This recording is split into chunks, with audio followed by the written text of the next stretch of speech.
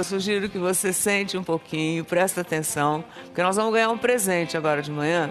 E é um assunto que eu acho que interessa para qualquer pessoa em qualquer idade. Eu tenho um convidado que vem tomar café da manhã comigo e tenho certeza que no final desse nosso bate-papo você vai se sentir estimulado ou estimulada a enfrentar as dificuldades que aparentemente você vê pela sua frente, né? Que porventura esteja em seu caminho, de repente você está olhando, mas não está vendo. Sabe aquela coisa de olhar e não ver? Né? Às vezes a oportunidade está na cara da gente e a gente está tão atrapalhado com o problema que a gente não consegue enxergar que aquilo é uma oportunidade. Eu vou trazer um exemplo de um empresário muito bem sucedido. Ele se tornou bilionário, não é milionário, é bilionário, mas ele começou do zero, ou melhor, começou, posso dizer assim, enquanto ele estava no vermelho, né? Ele começou o negócio dele com cheque especial, pra você ter uma ideia. E hoje ele é um dos empreendedores mais bem-sucedidos do Brasil. O nome dele, você já deve ter ouvido falar, é Flávio Augusto da Silva. E eu tenho certeza que o exemplo dele será estimulante e eu vou aproveitar para pedir muitas dicas. A história dele é impressionante. Ele nasceu numa região simples aqui de Bangu, na zona oeste do Rio de Janeiro. Seu pai era militar, a mãe era professora da rede pública. Aos 19 anos, o Flávio começou a trabalhar como vendedor de cursos de inglês. Ele usava telefone público do aeroporto, inclusive, para falar com os clientes, porque aí, quando o cliente escutava que o voo dele estava saindo, parecia que era chique, né? Tinha um barulho do aeroporto. Depois de 4 anos, ele virou diretor regional comercial da empresa que trabalhava. Ele viu aí uma oportunidade, pegou um empréstimo do cheque especial e comprou a sua própria escola de inglês. Detalhe, sem saber falar a língua. Que isso? Não sabia falar inglês até outro dia, inclusive. A empresa cresceu tanto que aos 23 anos ele conseguiu juntar o seu primeiro R$1 milhão. Caramba. O negócio não parou de valorizar, porque aos 39 anos ele já era bilionário. Bilos, Eu, hein? Ampliou os seus negócios, ele comprou um time de futebol em Orlando, nos Estados Unidos. Já escreveu 4 livros e hoje tem mais de 400 escolas de inglês por todo o país. Como você viu aí, ele é casado com uma moça linda. Foi a sua primeira namorada, por sinal. Legal. Ela tinha 15 anos, né? Que há 26 anos eles estão juntos e têm já 3 filhos. E como ele construiu a sua fortuna do zero, né? É o maior defensor do lema, né? Seja protagonista da sua própria vida e fuja do papel de vítima, né? Porque a gente tem mania, quando tá na pior, de falar, meu Deus, coitado meu Deus, de mim. porque eu, né? É mesmo. Inclusive, eu quero saber os detalhes de como é que ele conseguiu comprar não só um time de futebol, mas um estádio de futebol. Maneiro demais. Ele conseguiu trilhar uma carreira de tanto sucesso e que eu acho que vale a pena a gente escutar o que esse cara é incrível. O que esse menino, na verdade, tem para falar, né? Flávio Augusto, por favor, bom dia. Muito bem-vindo. Obrigado por ter aceito o nosso convite. Eu sei que você... Eu que agradeço. Imagine. Um prazer estar aqui. Lindo seu estúdio, parabéns. Bonito, né? Lindo, isso aqui é a energia da gente, é incrível. Isso aqui, não é? Vontade de morar aqui. Eu moro. Olha que privilégio. Há 20 anos, né? Há 20 Espetáculo. anos. Parabéns. Bem-vindo. Oi, Flávio, bom dia. Ele é o meu papagaio ali, ó. Cara, eu sou seu fã você? demais, Flávio. Prazer te conhecer Prazer também. é meu pra caramba. Rapaz do céu, a sua história é incrível, é impressionante, acho que para qualquer pessoa. Você, quando levanta de manhã assim, pensa nisso, você para pensar nisso de vez em quando, né? De vez em quando eu penso sim. Não é? E é muita coisa nesses últimos 20 e poucos anos, né? São só 20 anos, né? Na verdade. Ele começou Você tinha o quê? 19? Que você... Com 19, em 1991, já vai fazer 28 anos, né? 28, 28. Quer dizer, quem vê agora Quem vê, como diz o outro, né? Quem vê as pingas que eu tomo, mas não vê os tomos que eu levo, né? Não foram 28 dias, foram 28 anos. É tempo. Você consegue se recordar do que te levou naquele primeiro momento a se meter, a pegar um empréstimo do cheque especial, que na época eu acho que o valor não era tão alto assim do juro, né? Era baratinho, era 12% ao mês. 12%. Nossa, Caramba! Juro, era 12%. Você lembra? 12%. Como vou esquecer? E você lembra o que te levou naquele momento, né? A tomar essa atitude, falar, vou pegar um dinheiro emprestado e vou comprar, né, o meu primeiro negócio. Então, Ana, eu lembro sim, não é? Eu hoje dou alguns conselhos para quem está começando e não é nada aconselhável você usar dinheiro de cheque especial para abrir um negócio. Não. Né? Mas no meu caso era a minha única alternativa. E eu sabia que eu ia conseguir. Eu sabia que na realidade, eu já estava trabalhando há 4 anos numa escola de Você inglês. já entendia como é que funcionava? Apesar de jovem, eu já tinha tido uma experiência muito positiva como vendedor e como depois gerente de vendas e depois diretor de vendas. Você teve um caminho Eu tive dentro um dessa caminho. empresa que você trabalhava. Exatamente. Então, conhecendo esse caminho, eu me senti seguro, apesar de ser um juros absurdo, 12% ao mês, composto, isso deve chegar quase perto de 300% ao ano. Sim. Ou seja, então eu me senti seguro para dar espaço. Poderia ter dado tudo errado, eu poderia ter ficado todo endividado. E Você não tinha teria sido uma ninguém tragédia. naquele momento para te emprestar esse dinheiro? Não tinha. Muito Minha jovem, A minha família, assim, me dá muito apoio, não é? Meus pais, mas não são pessoas que tinham condições de me emprestar um dinheiro para começar um negócio. E você entendia que você podia, com aquele dinheiro, fazer daquela escola... Você não falava inglês. Não falava inglês. E aí, eu vou só fazer um parênteses. Mesmo depois de tantas escolas de inglês que você fundou, você não aprendeu inglês. Você veio aprender inglês agora, com 30 e poucos anos. Eu fui aprender inglês 10 anos depois. Na realidade, o que acontece? Eu, como todo garoto de periferia, que vem de escola pública, que não teve acesso ao intercâmbio, acesso a poder estudar inglês, eu, na realidade, não tive a possibilidade de dominar a língua, o que é super importante hoje para as pessoas no mercado de trabalho. E aí, quando a gente foi começar, eu já tinha uma experiência na área comercial. Isso foi suficiente para a gente começar o negócio. Só que eu levei 10 anos. Porque... Até tempo. Mas também o que aconteceu em 10 anos? Eu abri 100 escolas. Você abriu 100 escolas 100 escolas. de inglês. Quer dizer, você trabalhava 10 anos. Eu Quanto trabalhava tempo por dia, assim? Umas 15 horas por dia. Viajava muito mesmo. Viajava para 3, 4 Quer dizer, cidades você contratava por semana. centenas de professores de inglês? Centenas. Eu tinha uma equipe pedagógica muito bem preparada, que a gente dedicava um orçamento importante, principalmente porque não era a área onde era a minha especialidade. Então, a gente investia bastante nisso. Não, e as suas escolas, inclusive, formavam alunos em 18 meses, que para aquela época, quando se lançou isso, era um método... Uma proposta muito nova. Absolutamente revolucionário. E deu certo porque as pessoas voltavam e formavam em 19 E as pessoas meses. conseguiam ter esse resultado, porque, na realidade, a proposta era para quem estava no mercado de trabalho e não queria ser professor de inglês. Não é? Porque, por exemplo, um médico não quer ser professor de inglês, um engenheiro, ele quer aprender a se comunicar. Então, a gente trouxe uma proposta que não era uma proposta de ensinar a pessoa a ser professor de inglês. Que antigamente só tinha aquele formato bem quadradão, formato. né? Que começa ficava anos, né, fazendo curso. Uns 10 anos. Era, The book and the table e vai embora. E vai né? embora por Depois... 7 anos, por 10 anos. Agora, quem não quer ser professor de inglês, como por exemplo, eu não sou professor de português, não é? E fala muito E a gente bem fala português. bem português. Então, a mesma coisa. Para quem quer desenvolver a língua, você não precisa ficar esse tempo todo. A escola, você vendeu a sua escola por Isso. 1 bilhão, sei lá quanto. Quase 1 bilhão. E aí você montou um time de futebol. Aí você saiu do inglês e foi para o futebol em Orlando. Por quê? Montou um time de futebol. Eu já estava morando em Orlando desde 2009. Não é? Eu me mudei para Orlando em 2009 com o objetivo de deixar a empresa que eu tinha criado andando sozinha. Isso é uma coisa muito difícil. Você que está lá todos os dias... Desse tamanho é muito complicado. Mas era importante eu conseguir que a empresa tivesse a sua própria identidade e a sua própria vivência. Então, a minha ausência, obviamente, eu monitorava tudo, né? À distância, mas permitiu com que os executivos crescessem e a empresa andasse sozinha. E que me permitiu depois vender a empresa em 2013. Não é? E como eu morei lá nesse tempo, meu filho começou a jogar futebol, eu percebi que existia um fenômeno acontecendo nos Estados Unidos com relação ao futebol. Brasileiro. Era o nosso futebol, né? exatamente. O futebol brasileiro, isso, né? E o nosso soccer. Lá o soccer deles é muito diferente do nosso. Né? Isso, lá o futebol americano é um jogo com a mão. É com a mão. Mas eu percebi um crescimento muito grande. E o empreendedor, ele é assim, ele é observador, ele começa a observar, aí depois ele vai atrás de dados.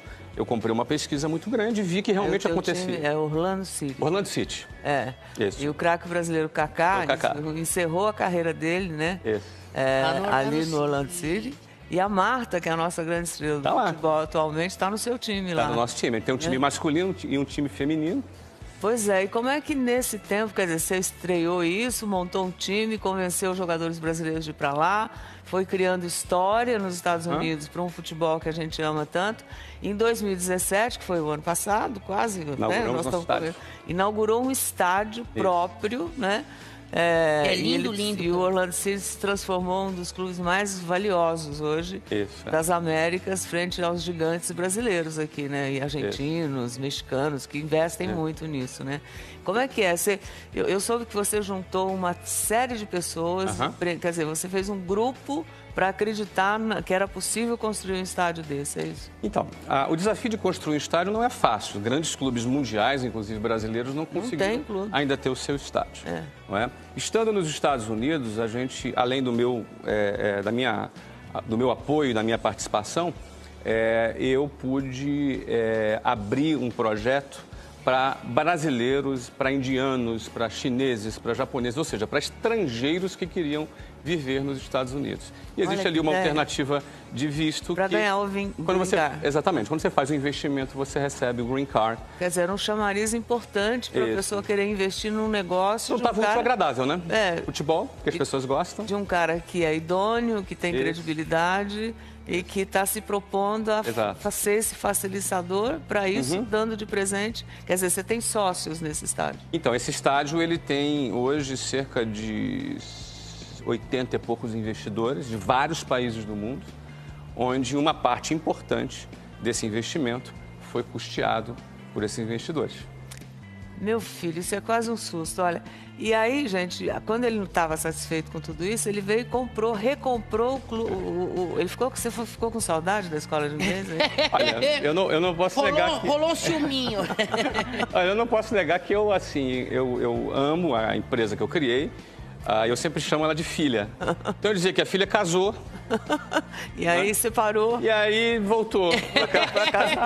Legal. Voltou para casa. Você tem quantas unidades hoje aqui? Hoje são 420 filiais espalhadas no Brasil. No Brasil todo, né? Que conselho você daria agora, com essa pincelada na sua história, né? Para os jovens que estão escutando a gente agora, né? Porque, inclusive, eu quero aproveitar e te mostrar alguns exemplos, né? Para você poder tomar o seu café, de jovens bem-sucedidos nos negócios que começaram aqui com a gente, né? Que legal. Que tem esse espírito, quer dizer, o primeiro movimento deles com relação ao sonho, eles contaram para a gente e a gente acreditou neles, né? E mostrou jovens empreendedores. E eu tenho o maior orgulho, né? São alguns que a gente conhece, né? Contra centenas de outros que se motivam. Por isso que eu acho que você é um presente para a gente aqui hoje. Ana. Muito obrigado. Porque é tudo aquilo que a gente acredita desde o princípio, né? E as pessoas elas precisam descobrir como e ter força, né? De ter coragem dentro de si mesmo e acreditar em si, né? Se preparar para isso. E eu diria para você que essa é uma coisa que arde no meu coração de transmitir para as pessoas, é sobre a alternativa de empreender. Todo o sistema de ensino, desde a escola até a universidade, prepara as pessoas para arrumarem um emprego, o que não tem nenhum problema. As pessoas terem o seu emprego de forma digna e viver a sua vida. Só que muitas vezes, muitos jovens passam por esse sistema sem sequer ter considerado a hipótese de empreender. E muita gente acha que para empreender você tem que ter muito dinheiro. Não necessariamente. Empreender é algo que você pode começar muito pequenininho e ir crescendo devagar. Só que se você não for preparado e se você não tiver isso em mente, você nem vai considerar essa hipótese. Então, eu sempre procuro estimular as pessoas a considerarem a hipótese de empreender. Pode ser até que não empreenda, mas ao considerar a hipótese, existe uma chance. Esses meninos consideraram, quer ver? Rodou.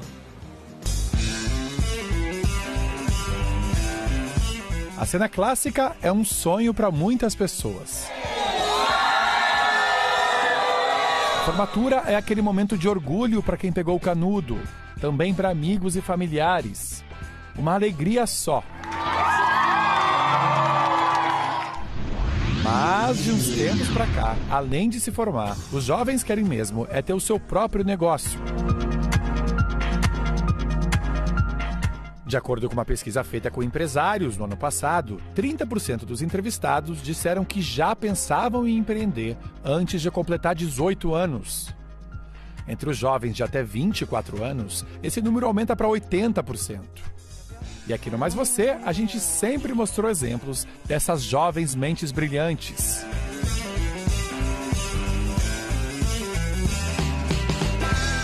Quem não lembra do Luiz, aqui do Rio de Janeiro? O moleque começou com 16 anos a colocar a mão na massa. Ou melhor, no brownie. Na verdade, a ideia era comer tudo sozinho no colégio. Mas o sucesso com os amigos foi tão grande que ele resolveu vender. Não foi diferente da faculdade. Na época, ele tinha 21 anos. Tua mãe me falou que você vive cheio de brownie aí, é? Só brownie, eu não tenho muito material, não. Pode mais ver. brownie. Hoje, principalmente, né? Hoje, o Luiz tem 3 lojas no Rio de Janeiro, cerca de 50 funcionários e só no ano passado a empresa faturou cerca de 8 milhões de reais.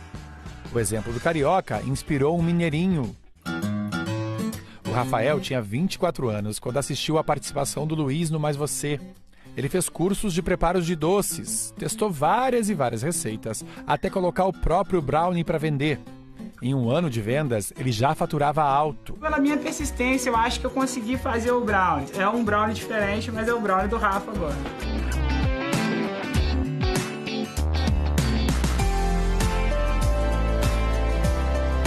De lá pra cá, muita coisa mudou.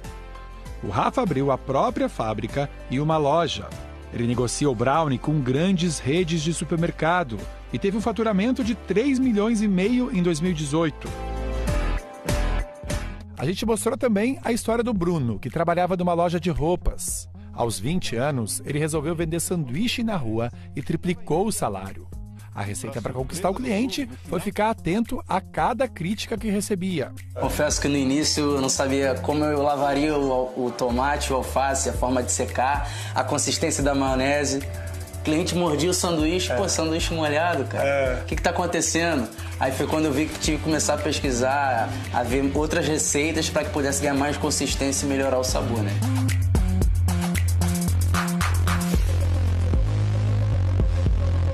E o rapaz está crescendo aos pouquinhos. Já montou uma barraca nova, contratou 3 funcionários e o lucro dele dobrou desde que a gente mostrou a reportagem.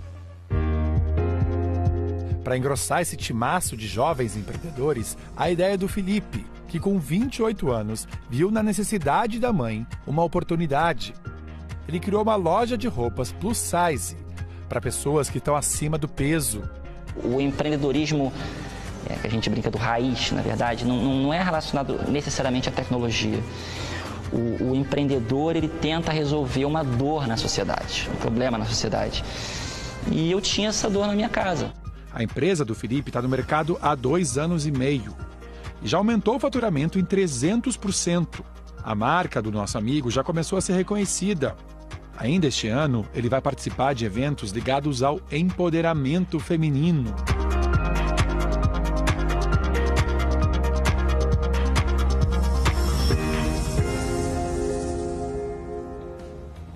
Você vê que cada um tem um Cada caminho, exemplo mas legal, é bonito ver, né? Essas são algumas coisas que a gente conseguiu acompanhar e saber, fora centenas de outras. Espetáculo, né? Mas você deve escutar isso todo dia, né? Na verdade, na tua vida é parte disso, né? Que você faz uma palestra por ano, né? Que eu soube, só uma.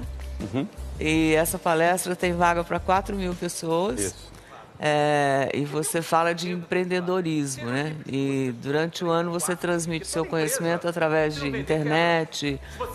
Diz que você se dedica 1h30 por dia só para falar com essas pessoas e colocar o seu conhecimento lá e o seu incentivo.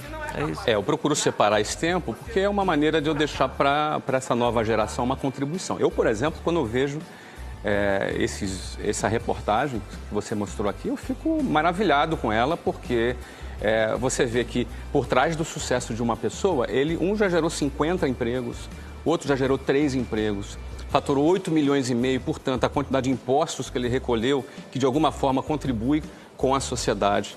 Ou seja, se você for olhar hoje para o mercado, 70% dos empregos formais, eles são gerados por micro e pequenos empresários. Ou seja, o maior empregador do Brasil não são as multinacionais, não é o Estado com as empresas estatais, ou seja, o maior empregador do Brasil são os pequenos e microempresários.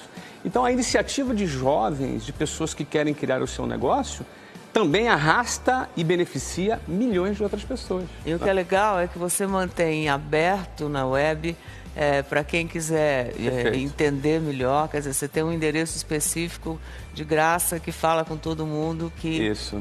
O endereço qual é, Flávio? É geração de valor. Geração de valor. Isso. Quer dizer... A gente está praticamente ali nas redes sociais, no Facebook ou no Instagram. E, na realidade, são insights. A gente procura transmitir um pouquinho de incentivo, um pouquinho de orientação para as pessoas. E esse tempo, eu vou te dizer, Ana, é 1h30, para mim é difícil de separar 1h30 todos os dias para isso. Porque nesse tempo eu não só produzo conteúdo, como eu respondo às pessoas, mas eu vou dizer um negócio para você, me faz muito bem estar em contato com as pessoas, me mantém em contato com a realidade. Eu, inclusive, estou, assim, feliz, né, mesmo de você estar aqui, abrir seu tempo aqui para gente. E você está lançando um novo livro, esse é o 4º livro. Esse é o 4º livro. 4º livro, uma capa instigante. O que quer dizer bacana, com essa foto? Hein? Legal. É que eu estou refletindo sobre as decisões que eu tenho para tomar. E aí, no lado contrário, que você fez ao contrário que todo mundo faz, quer dizer, a capa é contra a capa, né? Ponto Flávio de Augusto Inflexão. Ponto de inflexão. Ponto de inflexão, de Flávio Augusto. Muito. E nesse ponto de inflexão, você conta pra gente o quê? Então, esse livro, ele tem uma narrativa interessante porque ele fala das várias decisões que a gente tem que tomar na nossa vida. A gente toma decisões o tempo inteiro, desde decisões pequenas até decisões grandes que podem mudar a nossa vida. Você disse não para 200 milhões de reais? Disse. Disse? Disse. Caramba. Coisa absurda, presta atenção.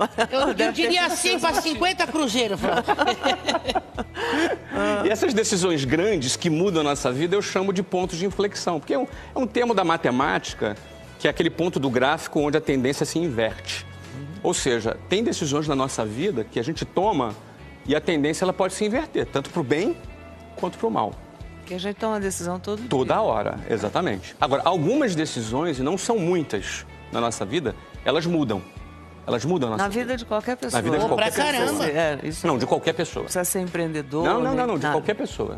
Tem decisões que a nossa vida muda. E esse livro eu falo sobre como a gente identificar esses pontos de inflexão na nossa vida. E aí eu faço a narrativa de 10 pontos de inflexão que aconteceram na minha vida. Na sua vida. E eu narro os dramas, a minha dúvida, a minha angústia, todo o meu processo de tomada dessas decisões e que resultado deu cada das decisões.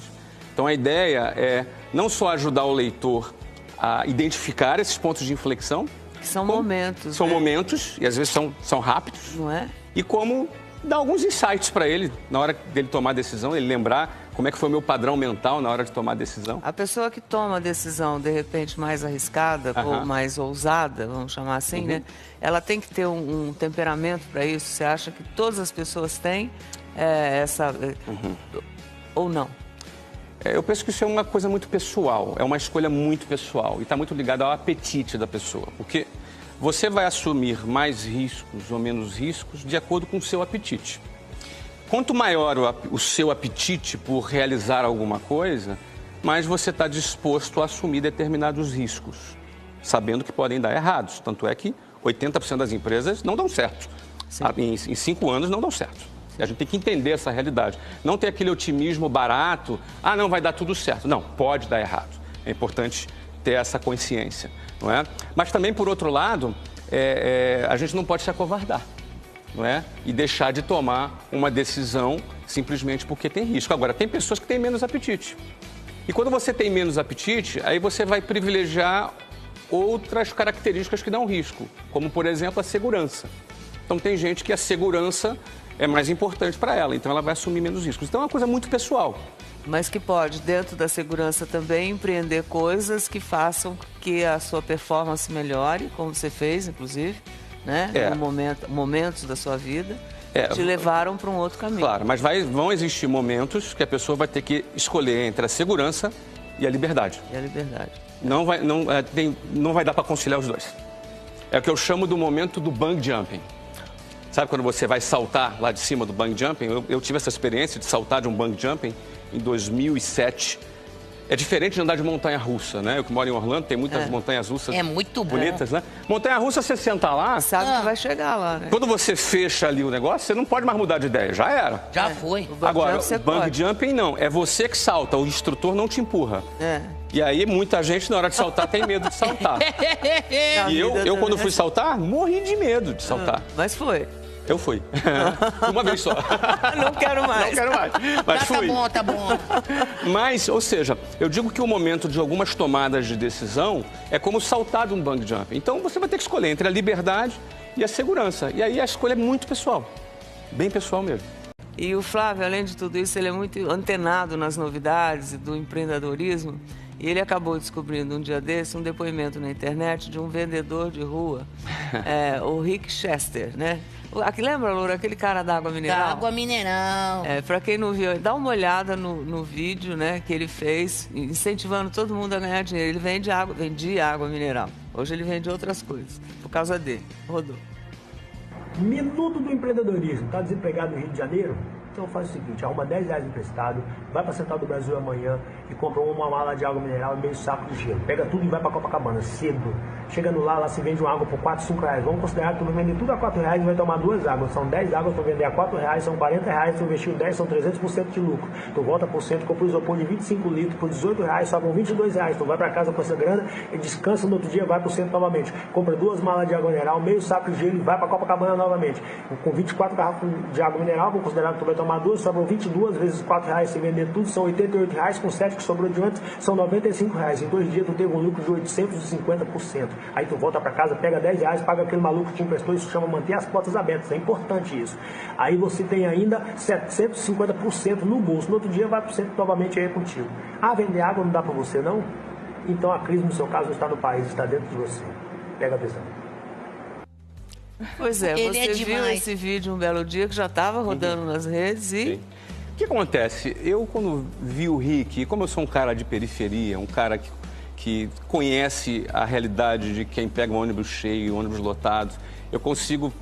Quando eu enxerguei esse vídeo, eu falei, esse cara tá numa situação difícil, mas olha a visão que ele tem, olha a disposição, olha a rapidez com que ele faz conta e quase que fez um business plan ali em 1 minuto de vídeo. Rápido, né? Eu achei incrível, é um cara que decidiu ter ação e não ficar reclamando e decidiu agir. E eu achei muito bacana, compartilhei na minha rede, não é? Aí explodiu. E explodiu, não é? Agora, explodiu, na minha opinião, muito pelo mérito do Rick, que ele é um cara incrível. E você hoje em dia assessora ele, quer dizer, você trouxe ele para você. Isso, a gente hoje dá todo apoio, deu todo apoio nessa transição para o Rick. Ele já fez mais de 100 palestras no Brasil, né? Ele faz palestras, né? Ele ficou encantado, entregou, enfim, mudou a história, né, do Rick. E ele aqui, enquanto passava o vídeo, falou, esse cara é o máximo, né? Legal. E o Rick, aproveitando, né? Já faz o quê? Isso, 1 ano e pouco, né? Não, isso foi em maio do ano passado. Maio do ano passado. Não tem fez uns 1 ano ainda. 9 meses. É recente. Bem recente, Aí a gente foi lá falar com o Rick, ele mandou um recado pra ti. Que legal. Fala, Rick. Olá, Ana Maria Braga, olá galera que está assistindo Mais Você. Quem vos fala é Rick Chester. Ana, hoje você está recebendo aí Flávio Augusto da Silva. E eu não poderia deixar de gravar um vídeo e enviar para você para dizer um pouco do impacto e da importância que tem esse cara aí na vida desse cara que aqui vos fala. Para quem não me conhece, há 343 dias atrás eu postava na internet o que ficou conhecido como o vídeo da água. Na mesma noite que eu postei esse vídeo chegou no Flávio lá em Orlando. E o Flávio postou na página dele. Foi inclusive o primeiro conteúdo não produzido pelo próprio Flávio Augusto que ele postou na página dele. E dentre as várias coisas que ele escreveu, ele disse, acha esse cara que eu preciso dar os créditos do vídeo para ele. Resultado, o mundo começou a me procurar, porque o Flávio é muito conhecido, a página dele é bem renomada, e aí eu cheguei em casa à noite, eu ainda vendia água nessa época. E aí eu cheguei da praia e respondi pro Flávio, agradecendo ele por ter postado o vídeo, e ele me respondeu me dizendo, meu parceiro, eu vou no Brasil pouquíssimas vezes no ano, e eu tô indo agora para Curitiba, eu vou mandar uma passagem para você, eu quero que você vá para Curitiba, porque eu quero conversar com você. Eu fui para Curitiba, e chegando lá em uma das sedes das empresas do Flávio, ele me disse o que tinha acontecido comigo, o que estava acontecendo e o que poderia acontecer caso eu não estivesse muito bem amparado. Me convidou para que pudéssemos fazer algumas coisas juntos, sem me prometer nada mirabolante. O Flávio é um cara que tem os pés no chão e que sempre me disse que a minha transformação dependia de mim mesmo e não de fator externo, mas me convidou para fazermos algumas coisas juntos. Eu ouvi o que o Flávio tinha para me dizer, fui para casa, conversei com meu pai, que é o meu principal mentor, e depois retornei, aceitei os convites do Flávio, e hoje eu tenho 2 grandes mentores, o José Raimundo da Silva, que é meu pai, e Flávio Augusto da Silva, que é esse cara cara que tá aí. Palestrei em todos os estados do meu Brasil, fui capa de várias revistas. Eu fui palestrar em Harvard, lancei meu livro na França, em Paris. Eu vou lançar agora no Japão, depois vou retornar para os Estados Unidos para lançar, depois vou para Londres, na Inglaterra, para lançar. Eu rodei o mundo falando com as pessoas, levantem e andem. Eu transformei a vida da minha família, eu transformei a vida da minha filha, eu transformei a minha vida e hoje eu sou responsável por contribuir na transformação de vida de milhares de pessoas nesse Brasil. Mas talvez tudo isso não teria acontecido se não fosse esse cara que está aí com vocês. Muito obrigado por tudo, Flávia. Ana Maria, parabéns por estar aí com esse gigante do nosso povo brasileiro. E ó, pega a visão. Valeu, Rick. Às vezes você quer me matar, Ana. Nossa. Ah, maneiro. É demais ver o que está acontecendo com o Rick. Pois é, o que ele Obrigado, disse lá, né? Vender água não é para você? Então, ó, não é a crise não, no seu caso. Você está dentro de você, dentro de um país, né? A crise não está no país, está dentro de você. Então, presta atenção, né? Nisso tudo, né?